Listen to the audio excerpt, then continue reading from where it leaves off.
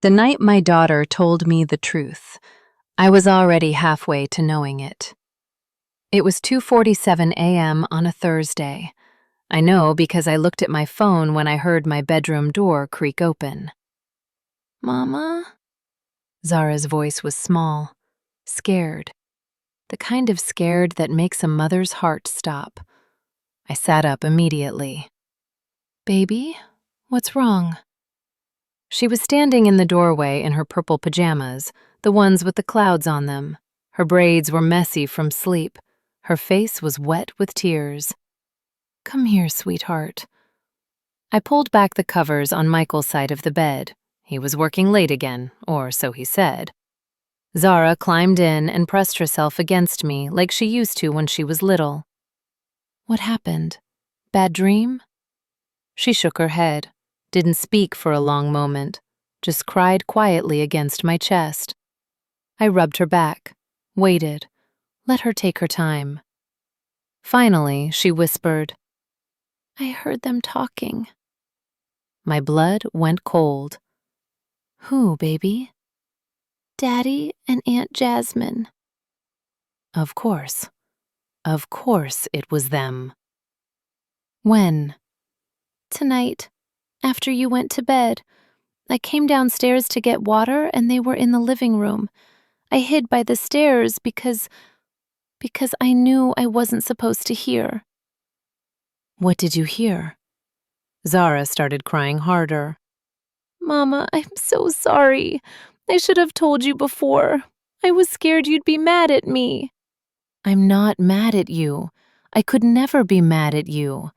Tell me what you heard." She took a shaky breath. "Aunt Jasmine said she was going to be my new mama." The words hit me like a physical blow, but I kept my voice steady. For Zara. "What else did she say?"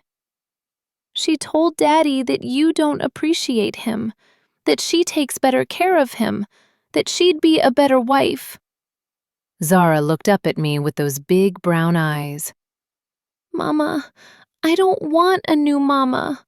I just want you." I held my daughter and stared at the ceiling of my bedroom, the bedroom I'd shared with Michael for 12 years, and felt something inside me crack. Not break, crack. Because broken things shatter all at once, but I'd been cracking for months. Slow fractures, tiny splits in the foundation, small enough to ignore, small enough to explain away. Until my 10-year-old daughter heard what I'd been too afraid to admit. My cousin Jasmine, my blood, my family, the woman I'd opened my home to when she had nowhere else to go, was trying to take my place, and my husband was letting her. Let me back up, tell you how we got here. My name is Nicole Harris. I'm 39 years old. I work as an HR director for TechSphere, a mid-sized tech company in Midtown Atlanta. I started as an HR coordinator 10 years ago, worked my way up through HR manager, senior manager, and finally director last year. Good salary, 6 figures, good benefits, company car. The kind of job my mama prayed I'd have when I was busting my ass at Spelman 20 years ago, working 2 part-time jobs to pay for books, and still graduating summa cum laude. I've been married to Michael Harris for 12 years, together for 15. We have one daughter, Zara, who just turned 10. We're solid. Or we were. Middle-class Black family doing well. Nice house in Stone Mountain, 4 bedrooms, 2.5 baths, finished basement. 2 cars, my Lexus, his Honda. Good schools for Zara. She goes to a private academy, plays piano, takes ballet. Sunday dinners at my mama's house, where she still cooks enough food to feed 20 people, even though it's just the 6 of us. Date nights when we could afford a babysitter, which got rarer as my job got more demanding. The whole picture of Black excellence we'd been told to strive for. Michael works in IT as a systems analyst for a healthcare company downtown. Corporate job. Good money, not as good as mine, but good. He travels sometimes for conferences, Chicago, D.C., Dallas, but mostly he's home. He's a good father. Or I thought he was. Present, engaged, shows up to Zara's school events, helps with homework, coaches her soccer team on weekends. We met at a Morehouse Spelman homecoming step show 15 years ago. He was visiting from D.C., where he'd just finished undergrad at Howard. I was a senior at Spelman, already had a job offer at a consulting firm. He saw me in the crowd. I was wearing a blue Spelman sweatshirt, my hair in a high bun, laughing with my line sisters. And he told his friend, "I'm gonna marry that girl." He was visiting from D.C., where he'd just finished undergrad at Howard. I was a senior at Spelman, already had a job offer at a consulting firm. He saw me in the crowd. I was wearing a blue Spelman sweatshirt, my hair in a high bun, laughing with my line sisters. And he told his friend, "I'm gonna marry that girl." His friend laughed. "You don't even know her name." "Nicole," Michael said, guessing completely randomly. "Her name is Nicole." He was right. Don't ask me how. Some kind of destiny or magic or blind luck. He walked right up to me after the show, introduced himself, asked if I wanted to get food. We ended up at the Waffle House on Ponce, talking until 4 a.m. about everything and nothing, about his dreams of working in tech, about my plans to break the glass ceiling in corporate America, about our families, his mama who worked 3 jobs to send him to Howard, my mama who sang in the church choir and believed education was the way out.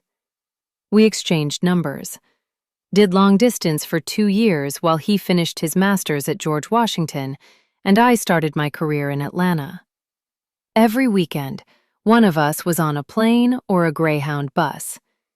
8-hour drives, red-eye flights, phone bills that cost more than rent. But we made it work because we had to, because neither of us had ever felt this way about anyone. He moved to Atlanta for me, left his whole life in D.C., found a job at a healthcare IT company, found an apartment in Buckhead. We dated for another year. Real dating, in person, no more long distance, movie nights, cooking together, Sunday mornings at my mama's church. He became part of my family. My mama called him son before we were even engaged.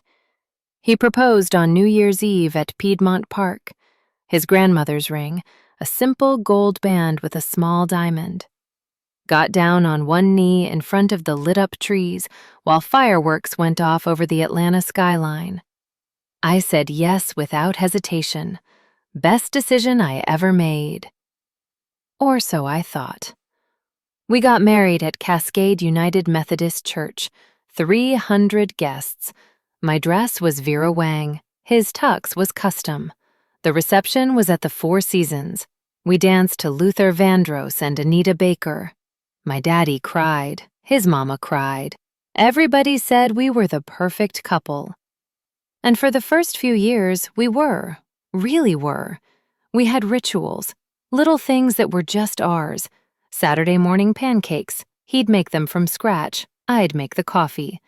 Sunday afternoon walks around the Beltline. Wednesday night wine and scandal. Friday date nights, even if it was just takeout on the couch. We talked about everything. Our days, our dreams, our frustrations, our fears. He told me about the microaggressions at work, being the only black man in his department, being passed over for promotions, being asked to speak for all black people. I told him about my ambitions, wanting to make VP by 40, wanting to prove I could do it without compromising who I was. He supported my career, bragged about me to his friends.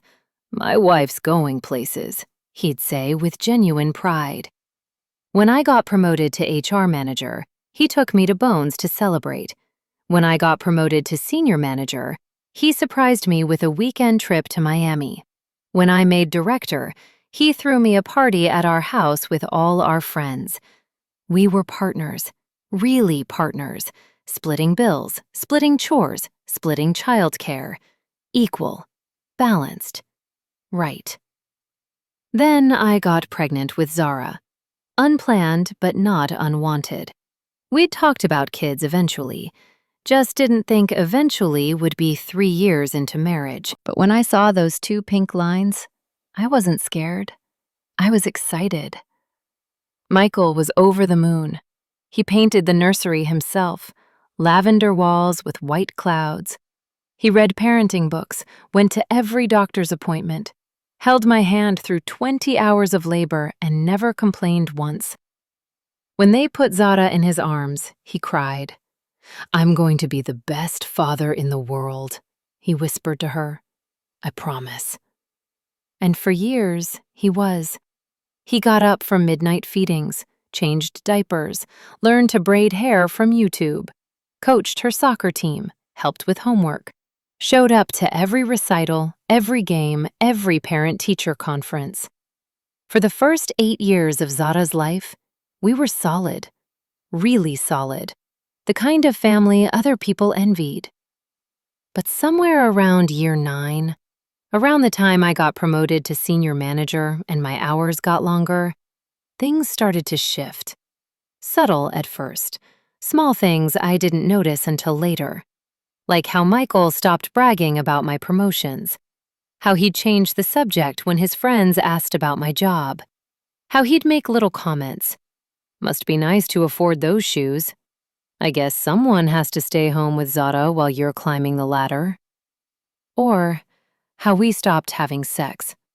Once a week became once a month. Once a month became once every 2 months. And when we did, it felt mechanical, obligatory, like checking a box on a to-do list. Or how our rituals disappeared. Saturday pancakes became grabbing something quick before soccer practice. Sunday walks became him watching football while I caught up on work emails. Wednesday wine nights became separate rooms, separate screens, separate lives. We were still married, still living in the same house, still raising a child together. But we weren't partners anymore. We were strangers who shared a mortgage. And I was too busy, too focused on work, too exhausted, too convinced that this was just what happened to marriages after a decade, to notice. Until Jasmine moved in and reminded Michael what it felt like to be the center of someone's attention. His friend laughed. "You don't even know her name." "Nicole," Michael said, guessing completely randomly. "Her name is Nicole." He was right. Don't ask me how. Some kind of destiny or magic or blind luck or God's sense of humor. He walked right up to me after the show, introduced himself. We talked all night at the after party, about everything, about his plans to get his master's in computer science, about my plans to climb the corporate ladder, about our families, our dreams, our favorite movies, our pet peeves. We connected in a way I'd never connected with anyone. We exchanged numbers, did long distance for 2 years while he finished his master's at George Washington, and I started my career in Atlanta. Every weekend, one of us was on a plane or a Greyhound bus, phone calls every night, video chats before video chats were common. We'd leave our laptops on while we studied, just to feel like we were in the same room. He moved to Atlanta for me 2 years later, found a job, found an apartment in Buckhead. We dated for another year. Real dating, in person, no more long distance. He proposed on New Year's Eve at Piedmont Park, his grandmother's ring. Got down on one knee in front of the lit-up trees while fireworks went off over the Atlanta skyline. I said yes without hesitation. Best decision I ever made. Or so I thought. We got married at Cascade United Methodist Church. My mama's church, where I'd been baptized, where I'd sung in the choir as a kid. 300 guests. My dress was Vera Wang. His tux was custom. The reception was at the Four Seasons. We danced to Luther Vandross. My daddy cried. His mama cried. Everybody said we were the perfect couple. For the first few years, we were. Really were. Newlywed bliss. We had rituals. Every Sunday morning, Michael would make pancakes while I made coffee. We'd eat in bed, read the paper, laugh at the comics. Every Friday night was date night. Sometimes fancy restaurants, sometimes just takeout and a movie on the couch. But we always made time for each other. We had inside jokes. He'd do this ridiculous voice whenever I got too serious about work, some character from a show we watched together. It always made me laugh, even when I was stressed. I'd leave sticky notes in his lunch with terrible puns. He'd save every single one. We traveled. Charleston for our first anniversary, Savannah for our second, New Orleans for our third. We stayed in bed and breakfasts, walked through historic districts, took pictures of each other in front of fountains and monuments. We collected shot glasses from every city, a whole shelf of them in our kitchen. We talked about everything. His dreams of starting his own IT consulting firm someday. My dreams of making VP before I turned 40. What we'd name our kids, where we'd retire, what kind of old people we'd be. We were partners, real partners. When I got promoted to HR manager, Michael took me to dinner and told everyone in the restaurant. When his project at work won an award, I made a congratulations banner and hung it in the living room. We celebrated each other's wins like they were our own. We were good, really good. Then I got pregnant with Zara. Jasmine is my first cousin on my mama's side. Her mama, my Aunt Renee, is my mama's younger sister.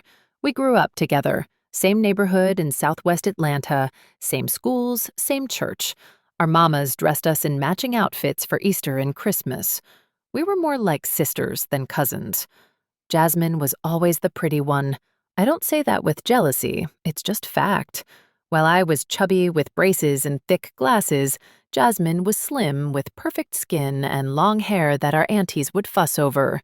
That child gon' be a model, they'd say. She could have been. Instead, she bounced from job to job. Retail, restaurants, hair salons, never could keep anything steady. Always had drama. Always had a man who did her wrong. Always had rent she couldn't pay. But she was family. And in our family, you help your own. So when Jasmine called me crying 6 months ago, saying she'd lost her apartment and had nowhere to go, I didn't hesitate. You can stay with us, I told her, just until you get back on your feet. Thank you, Nikki. She always called me Nikki. Nobody else did. I promise it's just for a little while, maybe a month, just until I find something. Take your time. We have the space. We did. 3 bedrooms. Zara had one. Michael and I had the master. The 3rd bedroom was technically my office, but I barely used it. I could work from the dining room table for a while. Are you sure Michael won't mind? Jasmine asked. Michael will be fine. Your family. That was my first mistake, assuming family loyalty went both ways. Jasmine moved in on a Saturday in February. She showed up with 3 suitcases and a lot of apologies. I'm so sorry to do this. I feel like such a burden. You're not a burden, I told her. You're family. Michael helped carry her bags upstairs. Make yourself at home, he said. Mi casa es su casa. Zara was excited. Aunt Jasmine, are you going to live with us forever? Jasmine laughed. Not forever, baby. Just for a little bit. Famous last words. The first week was fine. Great, even. Jasmine was helpful. She cleaned, she did dishes. She offered to watch Zara when Michael and I both had to work late. You sure you don't mind? I asked. Mind? Girl, I'm living in your house rent-free. The least I can do is help out. She cooked dinner a few times. Simple stuff. Spaghetti, tacos, baked chicken. Nothing fancy, but it was nice to come home to a meal already made. Michael seemed happy too. Your cousin's cool, he told me one night. She's funny. Yeah, she's always been the fun one. She was telling me about this job interview she has. Sounds promising. Good. Hopefully she'll be out of here soon. I said it lightly, joking. But even then, something in me wanted her gone. Not because she was doing anything wrong, just because. 1 month turned into 2. The job interview Jasmine had didn't pan out. Then another one fell through. Then another. I don't understand, she said over dinner one night. I'm qualified. I have experience. Why won't anyone hire me? The market's tough right now, Michael said. Don't give up. You'll find something, I added, though part of me wondered why it was taking so long.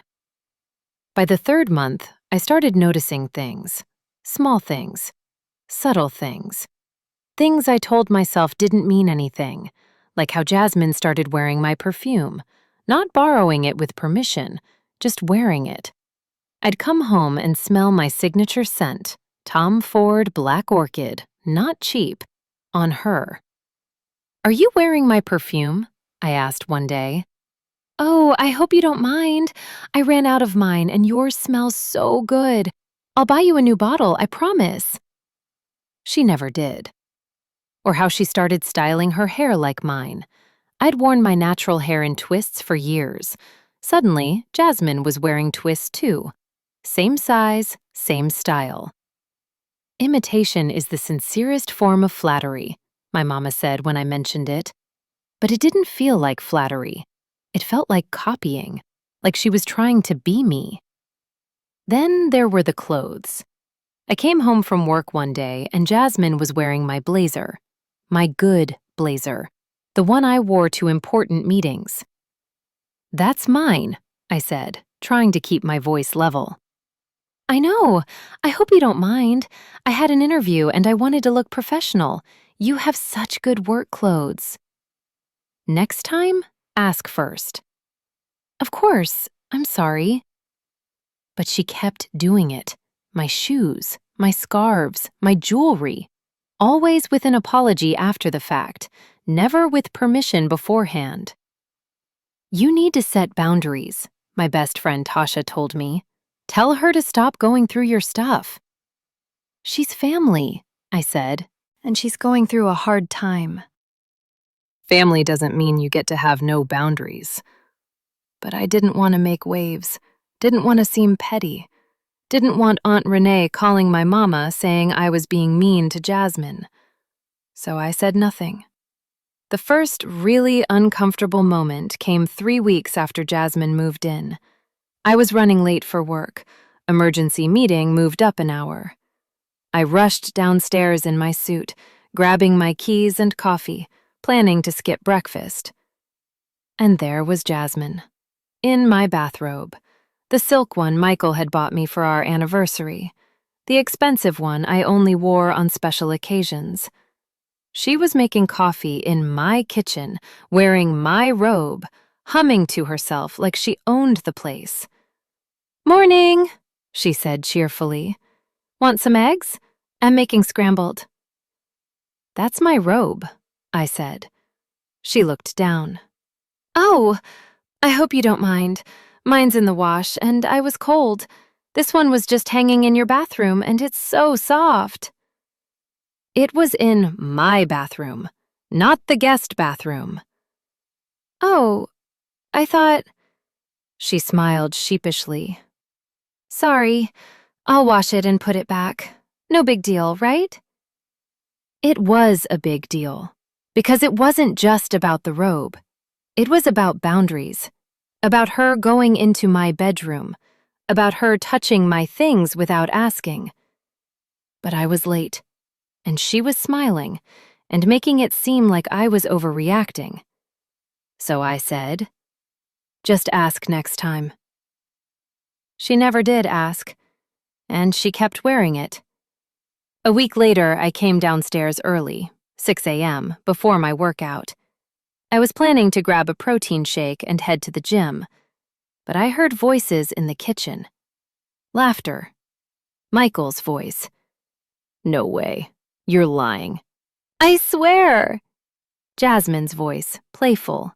"I actually said that to my boss. He was so shocked." I walked in. They were at the stove together. She was making pancakes. His Saturday morning pancakes. On a Wednesday. He was leaning against the counter, coffee in hand, smiling at her like she'd hung the moon.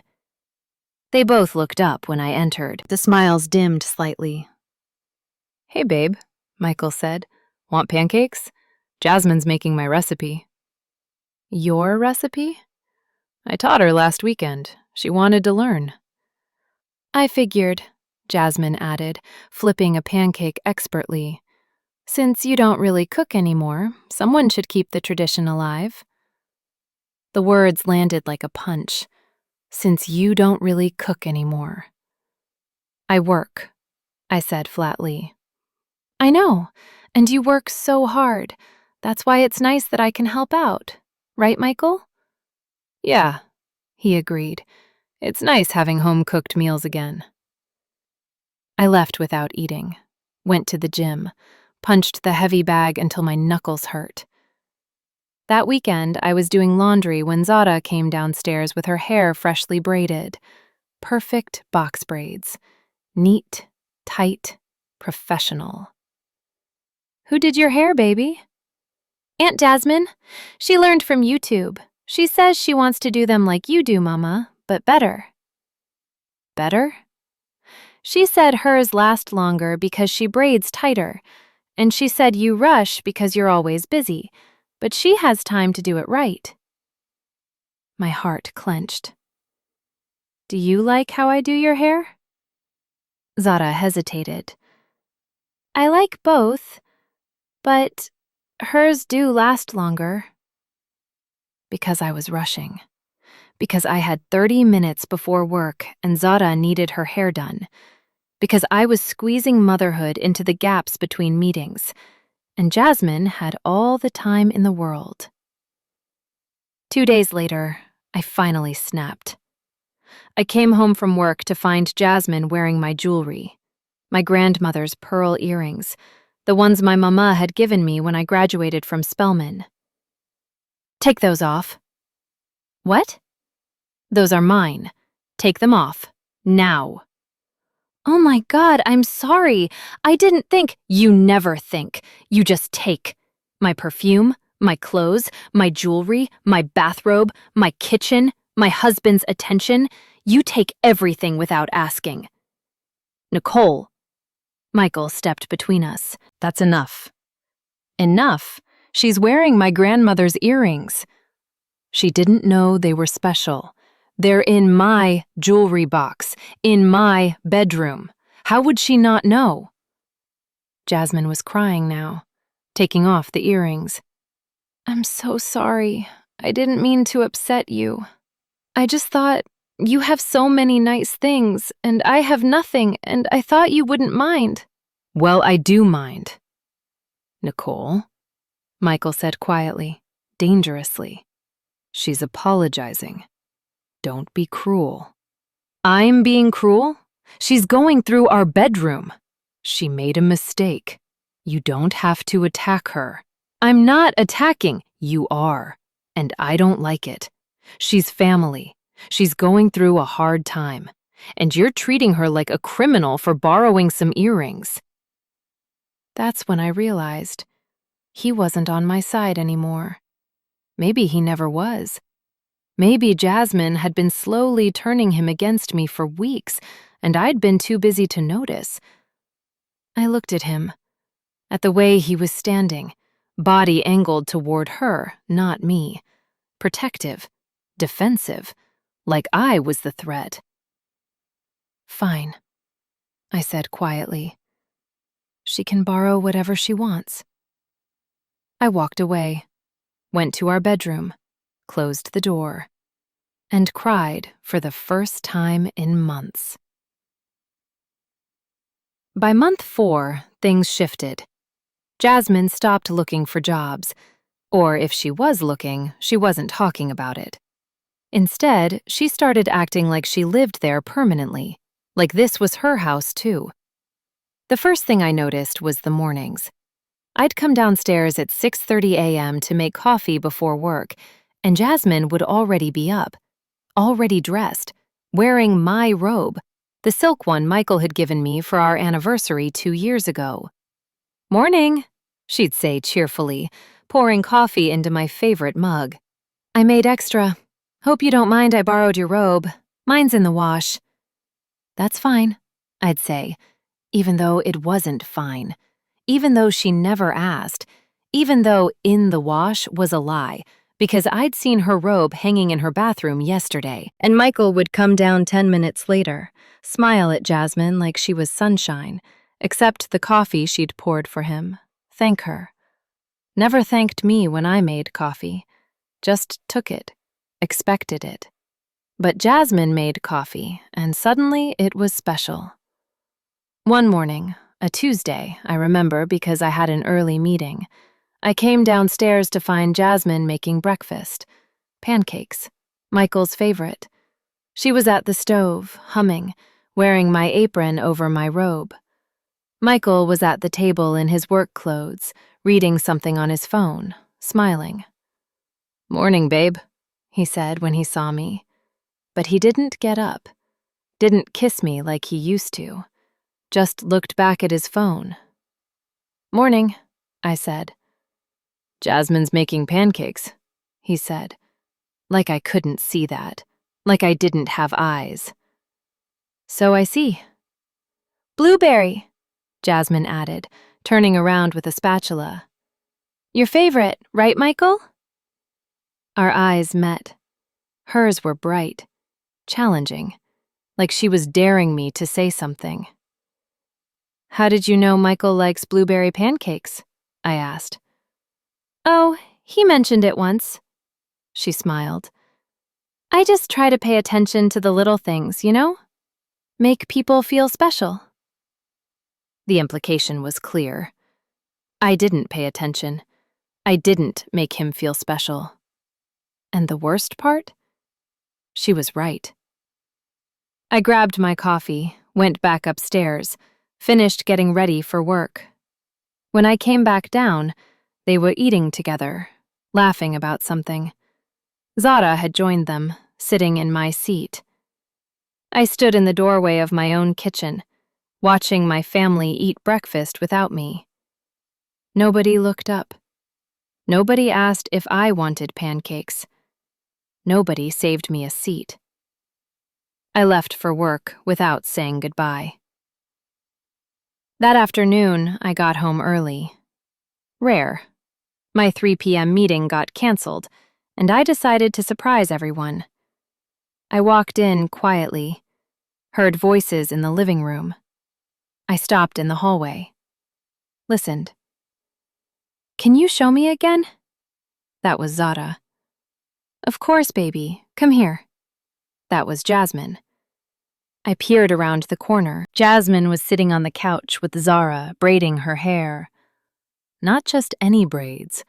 The same style I always did. The same pattern. The same parts. "Your mama does them like this, right?" Jasmine said, her fingers working through Zara's hair. "Yeah, but yours are tighter. They don't come out as fast." "That's good, right?" "Yeah, I guess." Something in my chest tightened. Those were my braids, my style, the one I'd learned from my mama, who learned from her mama, the one I'd been doing on Zara since she was 3 years old. And now Jasmine was doing them better. "Aunt Jasmine?" Zara said softly. "Yeah, baby." "Do you think my mama loves me?" My blood froze. "Of course she does," Jasmine said, but her voice had a tone, a subtle thing. "She just shows it differently. She works a lot because she loves you. She wants to give you nice things. I know, but she's never home. I know, baby, but I'm here, and I'm not going anywhere. I walked into the room. Hey! They both jumped. Zara's face lit up. Mama, you're home early! Meeting got canceled. I looked at Jasmine. Her hands were still in Zara's hair. What are you doing? Just braiding. Hope that's okay. Aunt Jasmine's really good at it, Zara said. I can see that. The three of us stood there. Awkward silence. Finally, Jasmine finished the braid, tied it off. There you go, sweetheart. All done. Thanks, Aunt Jasmine. Zara hugged her, then ran upstairs to look in the mirror. Jasmine and I stared at each other. She asked me to, Jasmine said. I hope I didn't overstep. It's fine. I know those are your braids, your style. I wasn't trying to. I said it's fine. But it wasn't fine, and we both knew it. The worst incident happened on a Saturday. I was folding laundry in the bedroom when I heard Michael's voice from downstairs, loud, excited. Baby, you have to try this! I went to the top of the stairs, looked down. Michael was in the kitchen with Jasmine. She was pulling something out of the oven. He was practically bouncing. Is it ready? He asked. Almost. Give it 5 minutes to cool. I can't wait. It smells amazing. I came downstairs. What smells amazing? They both turned. Michael's face was flushed, happy, more animated than I'd seen him in months. Jasmine made peach cobbler, he said. My favorite. I didn't know you liked peach cobbler. Are you serious? I've mentioned it like 100 times. Had he? I tried to remember. Couldn't. Maybe he had, and I'd been distracted. Maybe I'd been on my phone, or thinking about work, or just not paying attention. Well, lucky for you, Jasmine said sweetly. I remember. She cut a piece, put it on a plate, handed it to Michael. Not to me. To him. First. He took a bite, closed his eyes, made a sound of pleasure that I usually only heard in the bedroom. Oh my God, this is incredible. Jasmine, you're amazing. It's just cobbler, she said, but she was smiling, proud. It's not just cobbler. It's perfect. Nicole, you have to try this. Jasmine cut another piece, handed it to me. Our eyes met again. That same challenge. I took a bite. It was good. Really good. Better than anything I could make. It's good, I said. Good? Michael laughed.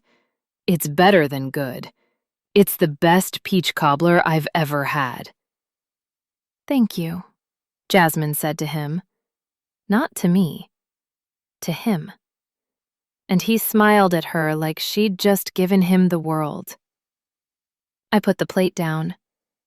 I have to make a work call. I went upstairs, sat on the edge of the bed, stared at the wall. My husband was falling in love with my cousin. Over peach cobbler. In my kitchen, while I was folding laundry. And I didn't know how to stop it. What do you think? She asked when I got home. I think it flows better this way. I liked it how it was. Oh, well, we can move it back if you want.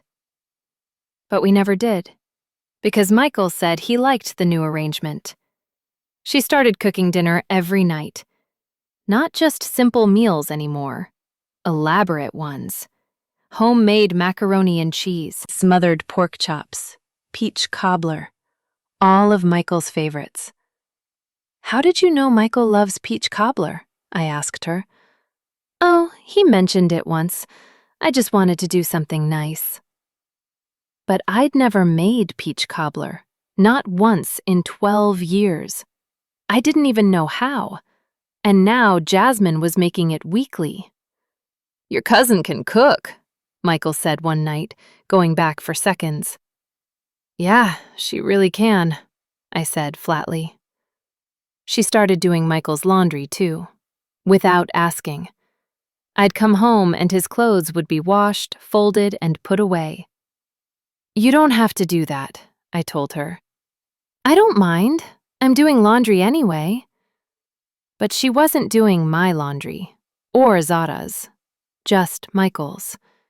And Michael didn't seem to notice how weird that was. He laughed more, smiled more, came home earlier. "You're in a good mood," I said one evening when he walked in whistling. "Am I? I guess I'm just happy." "About what?" "I don't know. Life. Work's going well. Home's good. Jasmine made that pot roast I like." Home's good. As if Jasmine making dinner made our home good. I used to make dinner. Before I got the promotion. Before my hours got longer. Before I came home too tired to cook and we lived on takeout and frozen meals. But now Jasmine was here, and suddenly there were home-cooked meals again, and Michael was happy, and I was the one feeling like a guest in my own house. "Mama, why does Aunt Jasmine call me our baby?" Zara asked me this one night while I was tucking her in. "What do you mean?" "Like earlier, when Daddy was helping me with homework, Aunt Jasmine came in and said, 'How's our baby doing?' Like I'm her baby too." My jaw tightened. "What did Daddy say?" "He just laughed." Of course he did. "You're my baby," I told Zara firmly. "Mine and Daddy's. Nobody else's."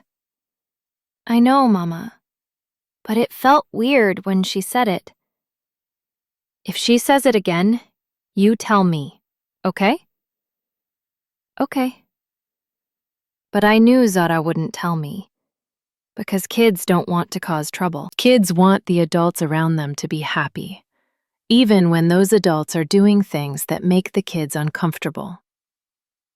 The next day, I confronted Jasmine. "I need you to stop calling Zara our baby." She looked surprised. "I was just being affectionate." "She's not your baby. She's my daughter." "I know that, Nikki. I would never try to replace you." But that's exactly what she was doing. Slowly, methodically, piece by piece, wearing my perfume, copying my hair, wearing my clothes, cooking for my husband, doing his laundry, calling my daughter our baby, becoming me. While I was at work 60 hours a week, trying to provide for this family. But before the incident on the couch, there were other things, small invasions that added up. Like the way Jasmine started sitting in my seat at the dinner table. Not occasionally, every single night. The chair at the end, closest to the kitchen, the one I'd sat in for 12 years. When I mentioned it, she'd apologize sweetly. But the next night, there she'd be again. And eventually, I stopped saying anything. Or the way she started answering my phone when I left it on the counter. I'd come back from showering to find her chatting with my mama or Tasha like they were old friends. "Nicole's in the shower, but I'll tell her you called." My phone, my contacts, my relationships, and she was inserting herself into all of them. Then there was the jewelry. I came downstairs one morning, and she was wearing my pearl earrings, the ones Michael gave me for our 10th anniversary. "Those are mine," I said. "I know. They're so pretty. I hope you don't mind. I'll give them back after dinner." but she didn't. I had to ask 3 times, and when she finally took them off, she did it with this little smile, like it was a game. She started copying everything: my lipstick color, my nail polish, the way I wore my hair. Michael's coworker came over and said to him, "Man, is that Nicole's sister? They look so much alike." "Cousin," Michael said, and Jasmine smiled, pleased. Worst was the way she talked about Zara. "Our baby is so smart. Our little girl is growing up so fast." Our. Like Zara belonged to her. I confronted her. "You need to stop calling Zara yours. She's not yours. She's mine." "I'm just being affectionate," Jasmine said. "She's family." "She has a mother." "I know, and I would never try to replace you." But her eyes said otherwise. I told Michael, told him everything: the seat, the phone, the jewelry, the way Jasmine called Zara ours. "You're being paranoid," he said. "Am I? Because it feels like she's trying to take my place." "Nicole, she's your cousin. She's family. She's grateful. She's trying to help." "By wearing my jewelry? By answering my phone?" "Those are small things. You're stressed from work. You're projecting." "What if I'm right?" "Then you're being ridiculous. She's family, Nicole. If you're uncomfortable, that's on you." On me. My fault. My problem. So I stopped talking about it and started sleeping with my phone under my pillow. Month 5 was when I started to really suspect. I came home early one day, rare for me, but my afternoon meeting got canceled, and I decided to surprise everyone by being home for dinner. I walked in the front door. "Hello, I'm home." Silence. Then scrambling. Movement in the living room. I walked in and found Michael and Jasmine on the couch. Too close. Way too close. They jumped apart like teenagers caught making out. "Hey, babe," Michael said. Too loud. Too bright. "You're home early." "My meeting got canceled." "Oh, great. That's great." Jasmine was adjusting her shirt. "Nicole, I didn't hear you come in." "Clearly. We were just watching TV." I looked at the TV. It was off. "What were you watching?" "Oh, we just finished a show," Michael said quickly. "We were about to start something else." They were lying, both of them. I could see it in their faces, in how they wouldn't look at me, in how Jasmine's face was flushed. "Where's Zara?" "Upstairs doing homework," Jasmine said. "I'll go check on her." I left them there, went upstairs, found Zara at her desk working on math problems. "Hey, baby. How long have Daddy and Aunt Jasmine been downstairs?" "I don't know. Maybe an hour?" An hour. Alone. Together. On the couch. I went back downstairs. They were in the kitchen now. Jasmine was pulling something out of the oven. Michael was setting the table. Playing house. Like a little family. Without me. "Dinner's almost ready," Jasmine said cheerfully. I stared at my husband, trying to read his face, trying to see the truth. But he wouldn't meet my eyes. That night, after Jasmine went to bed, I confronted him. "What was that today?" "What was what?" "You and Jasmine, on the couch. You jumped apart when I walked in." "We didn't jump apart." "Michael, I have eyes." "You're being paranoid." "Am I? Because it looked like I interrupted something." "Jesus, Nicole, she's your cousin. You really think I'd do something with your cousin?" "I don't know. Would you?" He looked at me like I'd slapped him. "I can't believe you're even asking me that." "I can't believe I have to." "She's family. She's just grateful we're letting her stay here. She tries to help out, cook, clean, and you're making it into something dirty.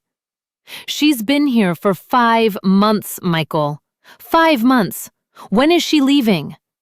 She's looking for a job. Is she? Because I haven't seen her apply to anything in weeks. You're not here. You're always at work. I work to pay for this house, the house she's living in, rent-free. See, this is what I'm talking about. You're resentful. You're stressed. You're taking it out on her. I'm not taking it out on anyone.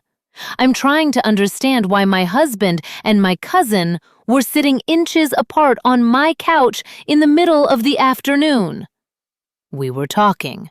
About what? I don't remember. Does it matter? Yes, it matters. He sighed, rubbed his face. Nicole, I love you. I'm not doing anything wrong, and neither is Jasmine. You're seeing things that aren't there because you're stressed and tired, and you're projecting onto us. Projecting. Gaslighting 101. Make the other person think they're crazy. I'm not projecting. Then what are you doing? I'm protecting my marriage. From what? Your cousin? When he said it like that, mocking, dismissive, I felt small, foolish, paranoid. Maybe I was wrong. Maybe I was seeing things that weren't there. Maybe I was just stressed from work. Maybe Jasmine really was just being helpful. Maybe Michael really was just enjoying having someone else around who wasn't exhausted all the time. Maybe I was the problem. Never mind, I said quietly. Nicole, just forget it. I'm tired. I'm going to bed. I left him standing in the kitchen, went upstairs, laid in bed staring at the ceiling. And that's when I started sleeping with my phone under my pillow. Because something was wrong. I knew it in my bones, in my gut, in the way my husband couldn't look me in the eye. I just didn't have proof yet. 2 weeks later, Zara came to me crying at 2:47 a.m. and told me what she'd heard. Aunt Jasmine said she was going to be my new mama. And I knew. I finally knew for certain. I wasn't paranoid. I wasn't stressed. I wasn't projecting. I was right. The next day, I told Michael I was working from home. He looked surprised. Everything okay? Yeah, I just need to focus. Easier to do that here. He kissed me on the forehead. Okay, I'll see you tonight. He left for work. Jasmine was still asleep. She slept late these days since she wasn't working. Zara was at school. I went online, ordered a nanny cam that looked like a phone charger. 2-day shipping, express. I wasn't proud of it, but I needed to know, needed proof, needed to see with my own eyes what I suspected in my heart. The camera arrived 2 days later. I set it up in the living room that afternoon, Plugged it into the wall outlet behind the TV stand, pointed it at the couch. Then I went back to work. Regular schedule, long hours, leaving Michael and Jasmine alone in my house. And I waited. 3 days. That's how long it took. I was at work when I got the motion alert on my phone. The camera had picked up activity in the living room. I opened the app, watched the live feed. Michael and Jasmine were on the couch, close, too close, again. But this time, I had proof. I watched as he touched her face, as she leaned into him, as they kissed. Not a peck, not an accident, a real kiss, deep, intimate, familiar. The kind of kiss you don't share with your wife's cousin. The kind of kiss you share with someone you're sleeping with. I watched for 5 minutes, frozen, numb, disbelieving even though I was seeing it with my own eyes. Then I switched to the recorded footage, scrolled back through the past few days. There was more, so much more. Them kissing yesterday, them on the couch the day before, her head in his lap, them laughing together, touching, whispering. And then I found the conversation from 2 days ago, late at night, after I'd gone to bed. I turned up the volume, listened. Jasmine, you need to just do it. Just tell her you want a divorce. Michael, it's not that simple. There's Zara. Jasmine, Zara will understand. Kids are resilient. Michael, she's 10. Jasmine, and she loves me. She'll be fine. Better even. Because I'll actually be here. I'll actually take care of things. Unlike Nicole, who's never home. Michael, Nicole works hard. Jasmine, I know. I'm not saying she's a bad person. I'm just saying I'd be a better wife. I already am. I cook for you. I take care of the house. I make you happy. Michael, you do make me happy. Jasmine, then what are we waiting for? I love you. You love me. Let's stop hiding. Michael, what about Nicole? She's going to be devastated. Jasmine, she'll get over it. And honestly, I think she already knows. She's just in denial. That's when my blood turned to ice. Because Jasmine was right. I did know. Some part of me had known for months. I just hadn't wanted to believe it. Besides, this was always supposed to be my life anyway. What do you mean? I mean, you should have been mine, not hers. She doesn't appreciate you. She doesn't see you. But I do.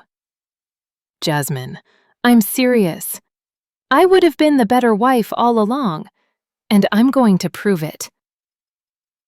I stopped the video, sat in my office at work, stared at the screen. My husband, my cousin, plotting my replacement, in my house, in my living room, on my couch. And my 10-year-old daughter had heard them, had known, had carried that burden alone until she couldn't anymore.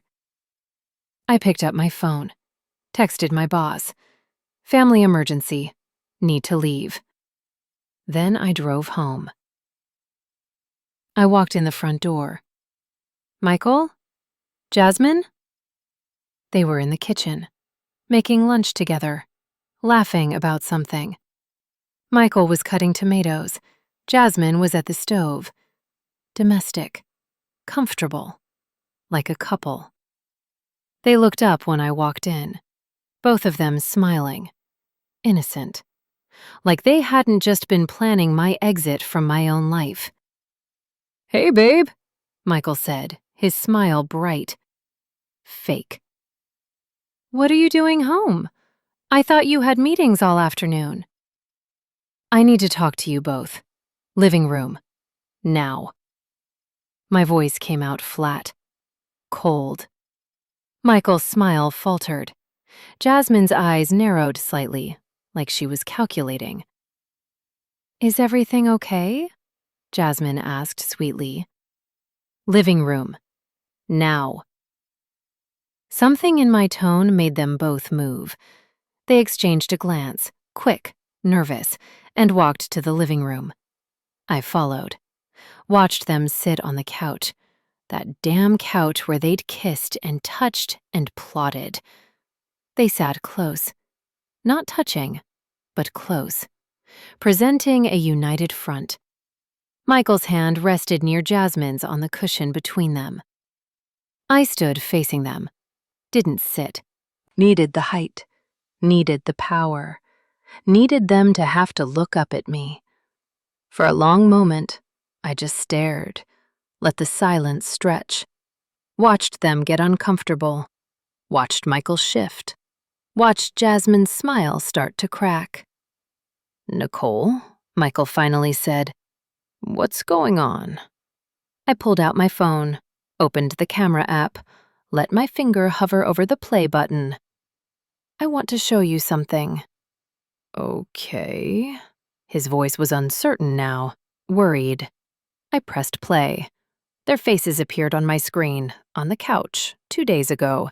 Jasmine in Michael's arms, his hand in her hair, their mouths together. Michael's face went white, absolutely white, like someone had drained all the blood from his body. Jasmine made a small sound, a gasp. Her hand flew to her mouth. But I didn't stop the video, didn't give them mercy. I turned up the volume, let them hear their own voices. You need to just do it. Just tell her you want a divorce.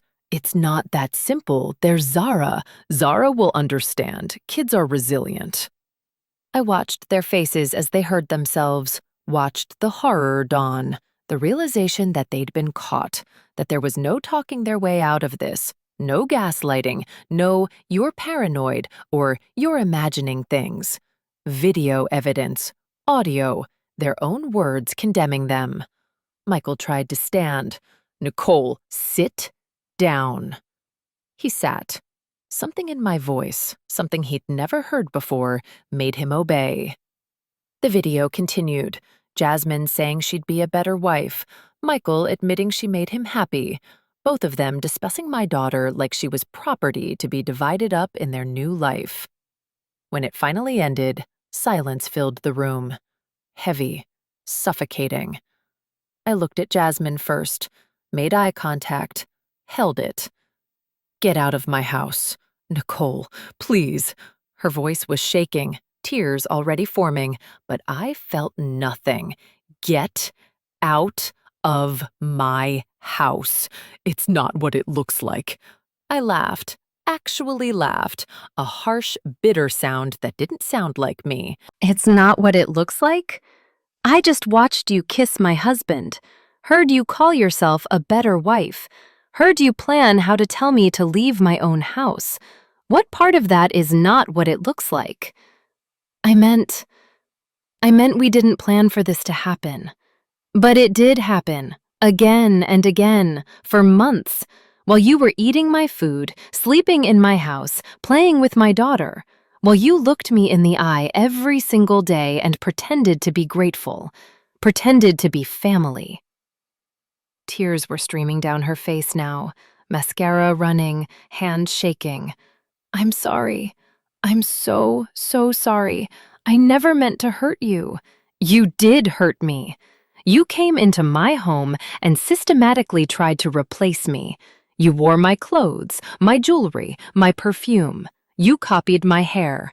You sat in my chair. You answered my phone. You called my daughter our baby.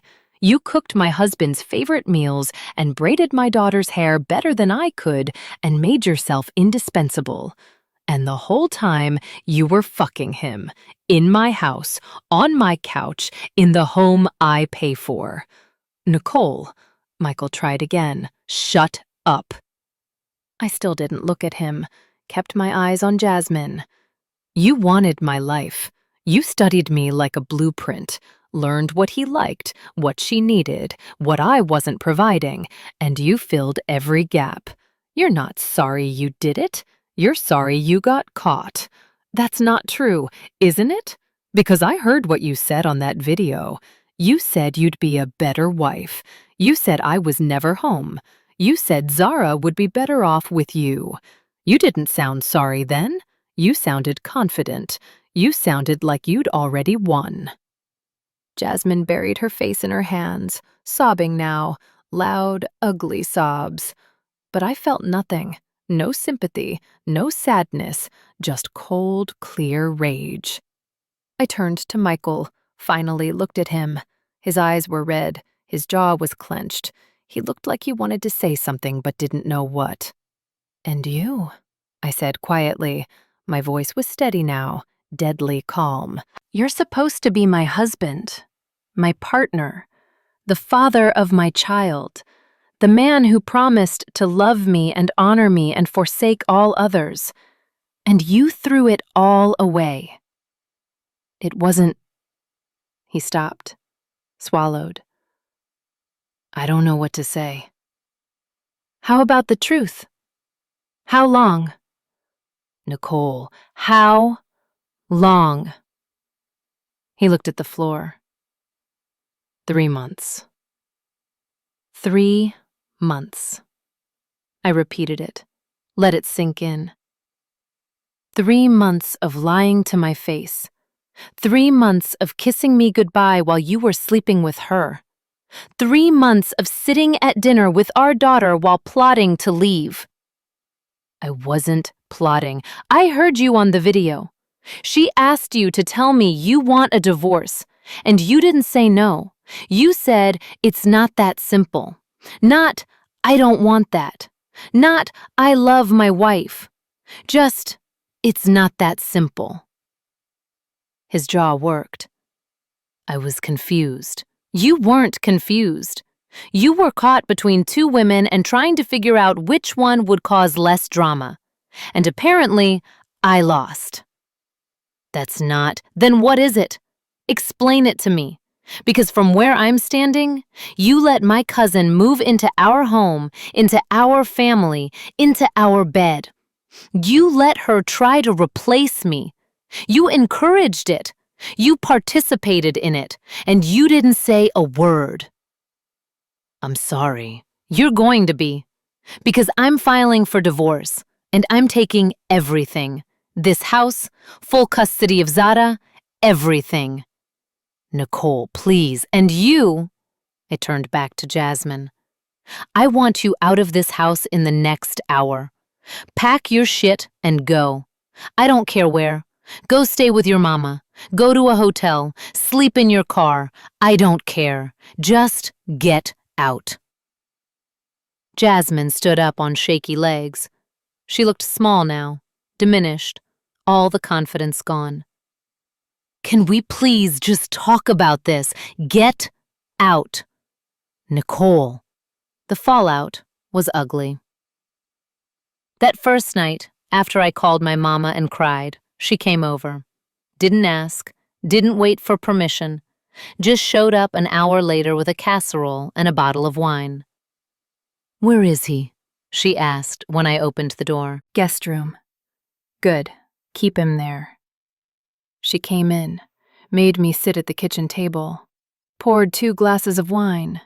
Didn't say anything for a long time, just sat with me while I cried.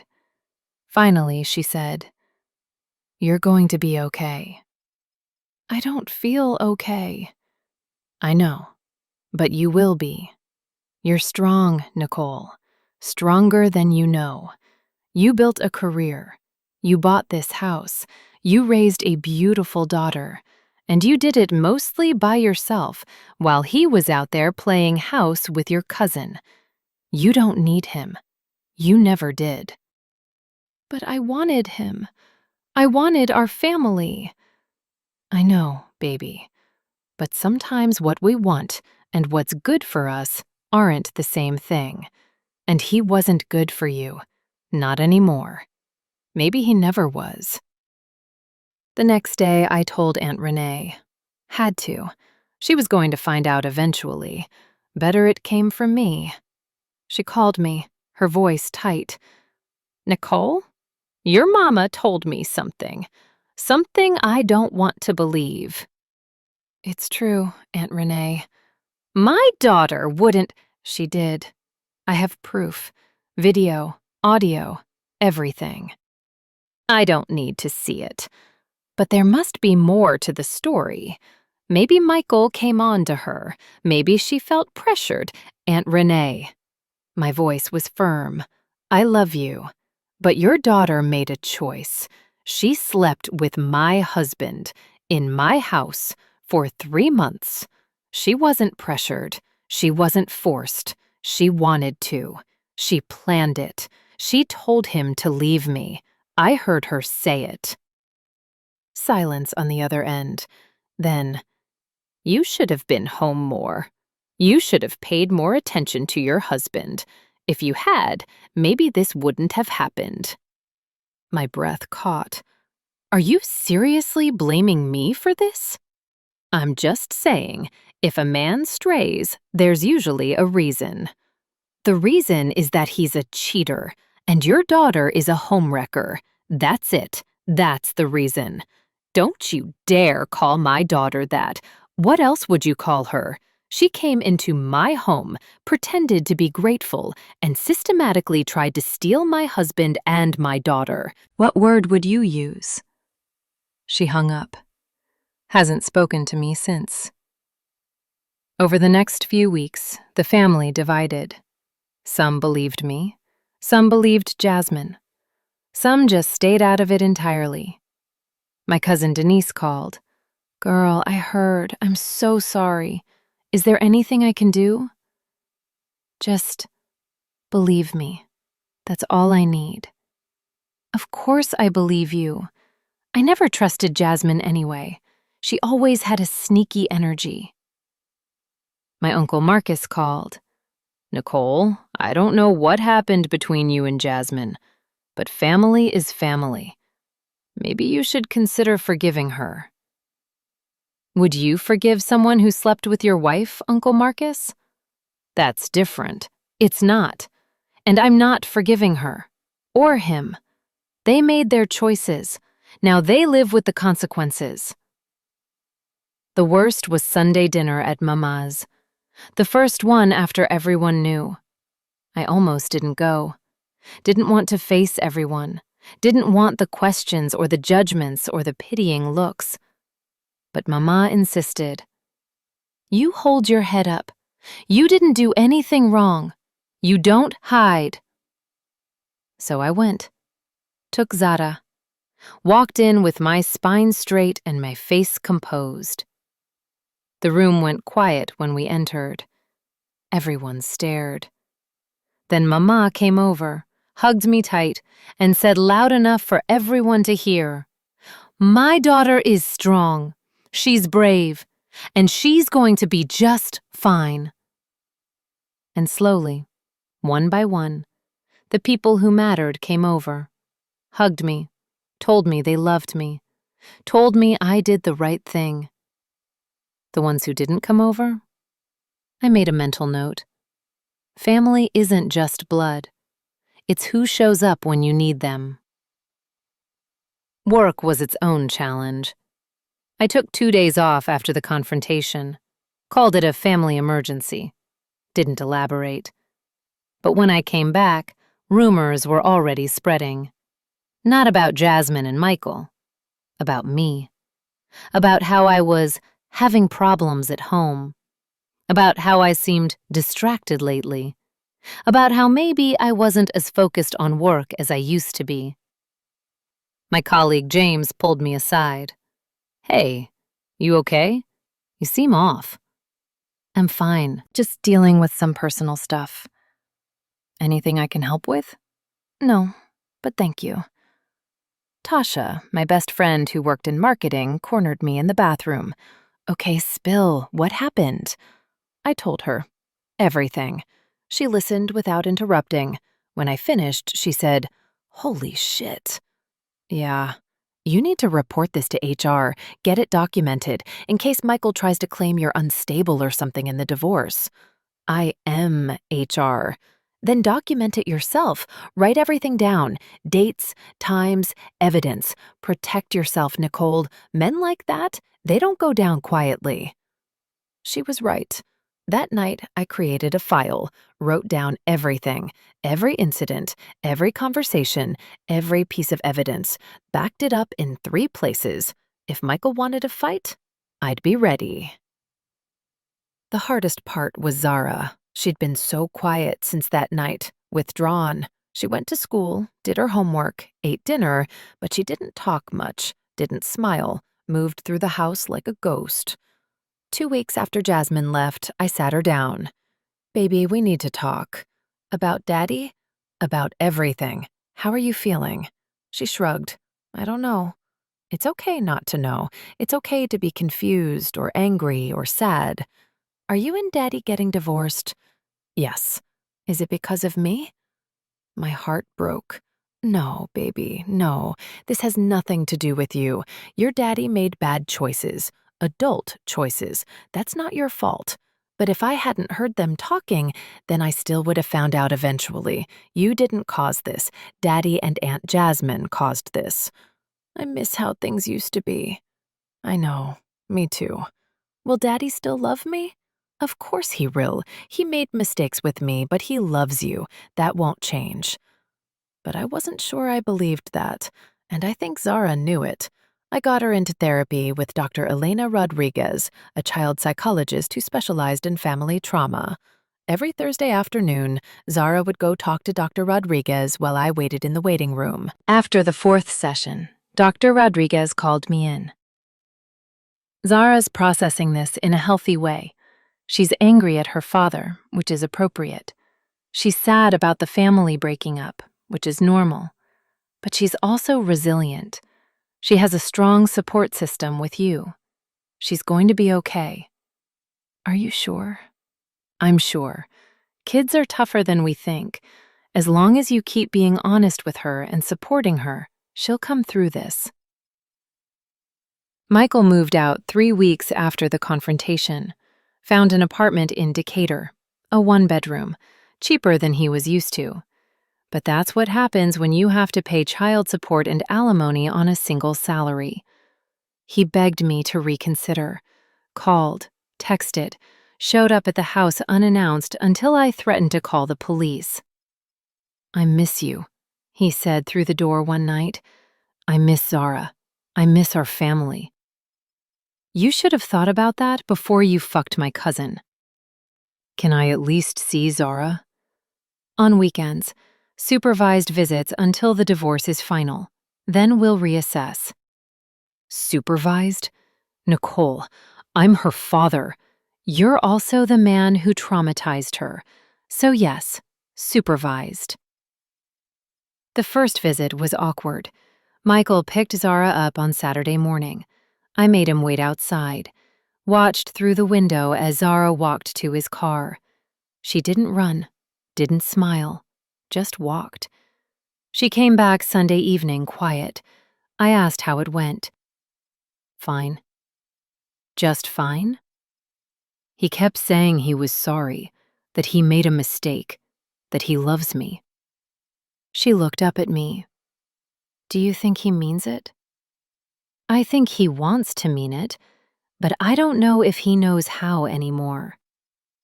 The visits continued, every other weekend. Slowly, Zara started to warm up to him again. Not like before, but enough. The divorce was finalized 6 months later.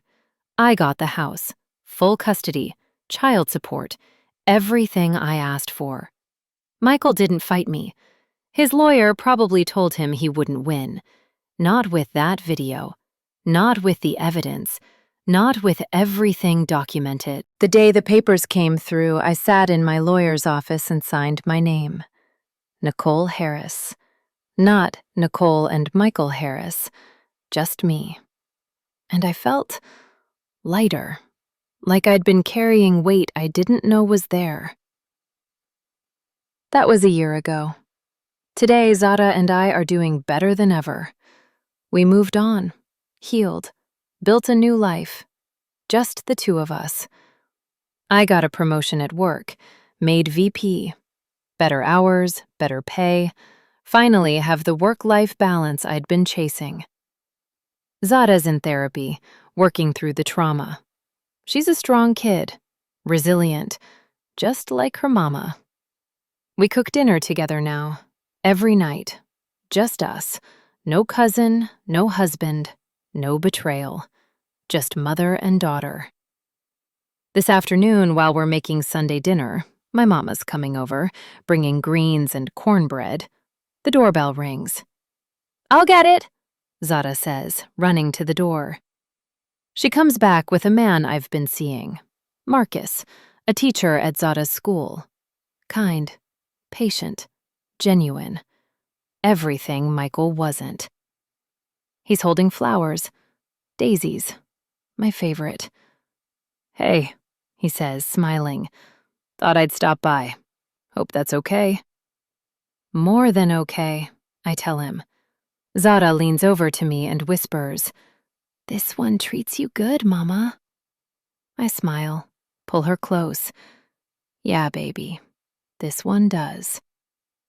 And for the first time in a long time, I feel like I'm home. Not in this house, but in myself. Safe, whole, free.